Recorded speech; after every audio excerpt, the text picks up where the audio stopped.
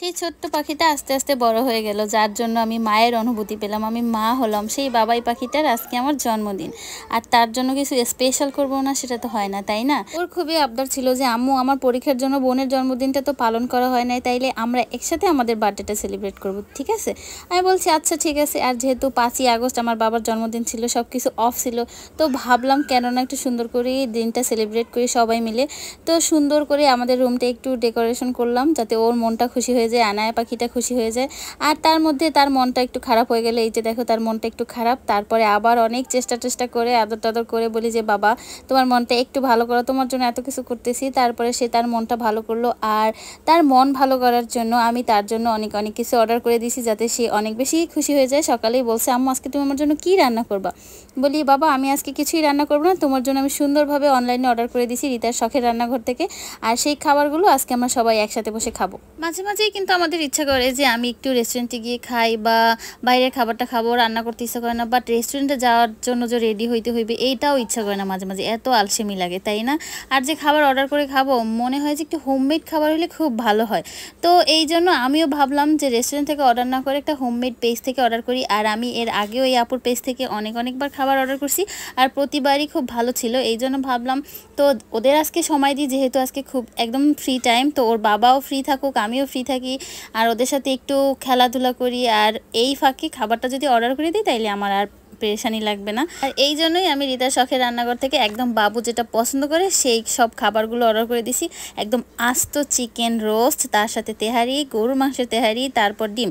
এখানে একদম 4 জনের খাবার আছে পুরা ডালাটায়। কিন্তু তোমরা যদি চাও এই 4 জনের খাবার একদম 6 জন অনায়াসে খেতে পারবা, মানে এত বেশি পরিমাণে থাকে। রেস্টুরেন্টে যদি বলে 2 জনের খাবার, কিন্তু সেই 2 জনের খাবার কিন্তু ঠিকঠাকভাবে থাকে না, 2 জন কিন্তু একদম পেট ভরে খাওয়া যায় না। কিন্তু এখানে যে পরিমাণ খাবার আছে সেটা দিয়ে তোমরা একদম 6 জন বা 8 জন অনায়াসে খেয়ে যেতে পারবা।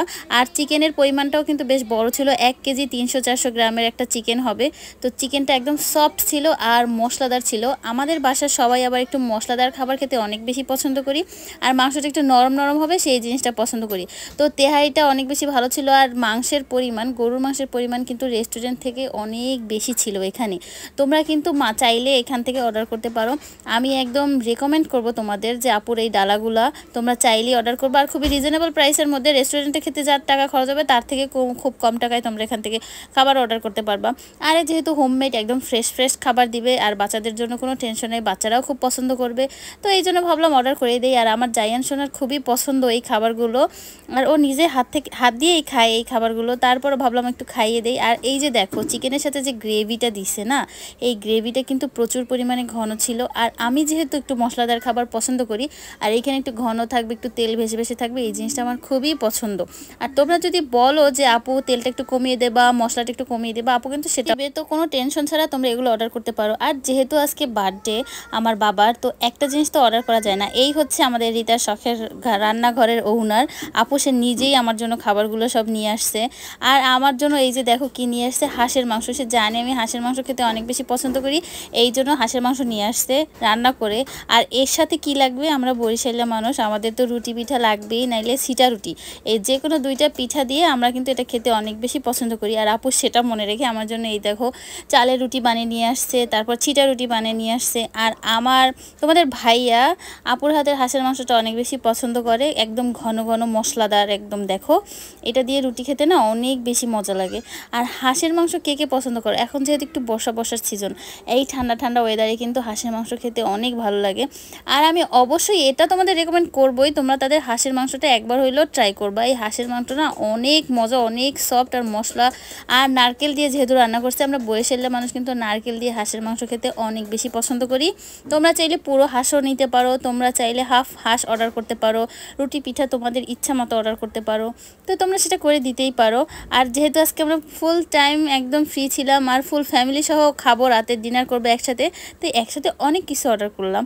আর খাবার শেষে একটু ডেজার্ট হবে না, সেটা তো হতেই পারে না, তাই না? এটা হচ্ছে চুই পিঠা। আমাদের বরিশালরা যারা আমাদের ভিডিও দেখো তারা চিনবা চুই পিঠাটা অনেক মজা ছিল, গুড় দিয়ে আপু এটা রান্না করছে। চুই পিঠা আর তালের পিঠা। এখন সিজনটা কিন্তু পাকা তালের, আর পাকা তালের পিঠা মানে বড়া পিঠা, পাকা তালের বড়া পিঠাটা আমরা অনেক বেশি পছন্দ করি।